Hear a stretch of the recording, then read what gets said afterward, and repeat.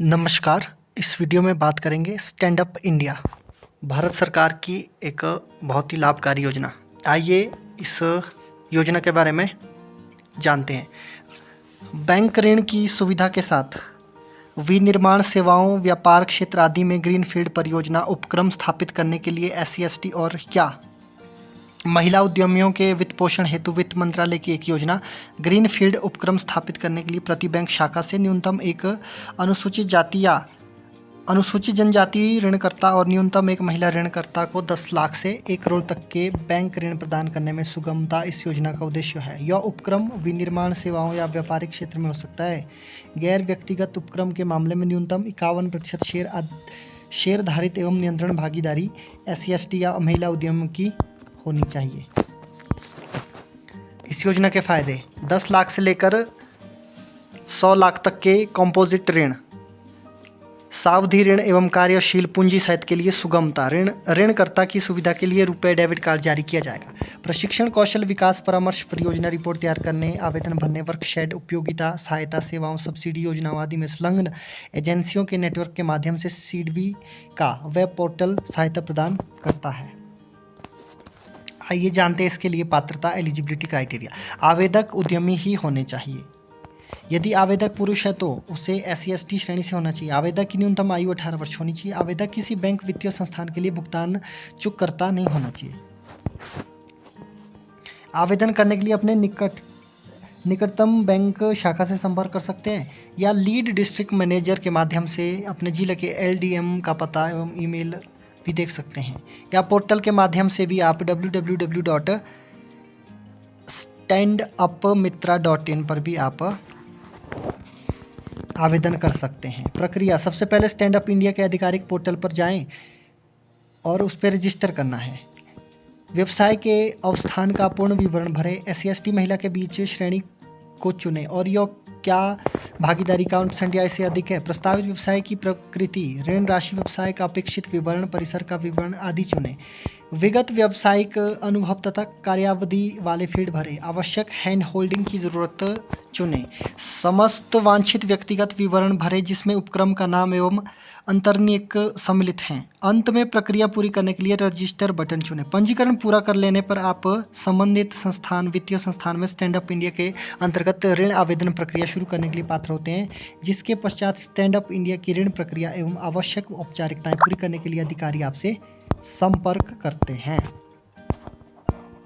इसके लिए आवश्यक दस्तावेज: पहचान प्रमाण पत्र, मतदाता पहचान पत्र, passport, driving licence, PAN card, मालिक के वर्तमान बैंकरों, निदेशक के भागीदार के से हस्ताक्षर की पहचान, निवास का प्रमाण, हाल के समय का टेलीफोन बिल, बिजली बिल, प्रोप्राइटर, निदेशक का भागीदार यदि कोई कंपनी का है, संपत्ति कर की रसीद, पासपोर्ट, मतदाता पहचान पत्र, व्यापार पते का प्रमाण जो बताता है कि आवेदक किसी बैंक वित्तीय संस्थान में डिफॉल्टर नहीं है, कंपनी के ज्ञापन और संस्था के अंतर्नियम भागीदारों का भागीदारी विलेख आदि। नवीनतम आयकर विवरणी के साथ प्रमोटरों और गारंटरों की परिसंपत्ति और देयताओं का विवरण, मकान किराया अनुबंध, रेट एग्रीमेंट यदि व्यावसायिक परिसर किराए पर है और यदि लागू हो तो प्रदूषण नियंत्रण बोर्ड से मंजूरी, SSI MSME पंजीकरण यदि लागू हो, कार्यशील पूंजी सीमा के मामले में अगले 2 वर्षों के लिए और सावधि ऋण के मामले में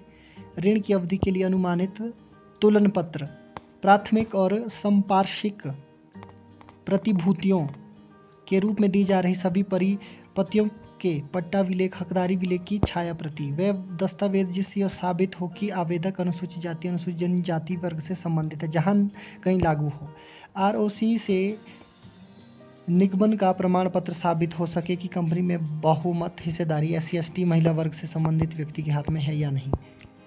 25 लाख रुपए से अधिक ऋण जोखिम वाले मामलों के लिए। यूनिट का प्रोफाइल, कंपनी में प्रवर्तकों, अन्य निदेशकों के नाम की जा रही गतिविधियां, सभी कार्यालय और संयंत्रों के पते, शेयरधारिता पैटर्न आदि सहित। सहयोगी समूह कंपनियों यदि कोई हो कि पिछले 3 वर्षों का तुलन पत्र। परियोजना रिपोर्ट: प्रस्तावित परियोजना के लिए यदि सावधि निधियन की आवश्यकता है में प्राप्त की जाने वाली मशीनरी का विवरण जिसे प्राप्त किया जाना है, आपूर्तिकर्ताओं के नाम, मशीनों की क्षमता जैसे वित्तीय विवरण, स्वीकृत उपयोग की क्षमता, उत्पादन, बिक्री, अनुमानित लाभ और हानि और ऋण की अवधि के लिए तोलन पत्र, श्रम का विवरण, काम पर रखे जाने वाले कर्मचारी, ऐसे वित्तीय विवरणों की धारणा के आधार आदि।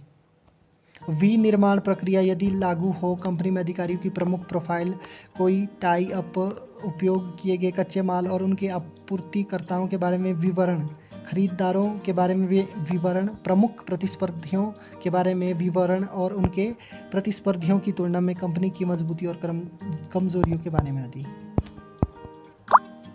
तो इस वीडियो में इतना ही। यदि इस योजना के संबंध में कोई भी जानकारी प्राप्त करनी है तो आप अपने नज़दीकी बैंक से संपर्क कर सकते हैं, या आप स्टैंड अप इंडिया के पोर्टल पर भी www.standupmitra.in पर भी आप लॉगिन कर सकते हैं। इस वीडियो में इतना ही। इसी प्रकार की तमाम लाभकारी योजनाओं के लिए जुड़े रहे HP पंचायत टुडे के साथ। नमस्कार।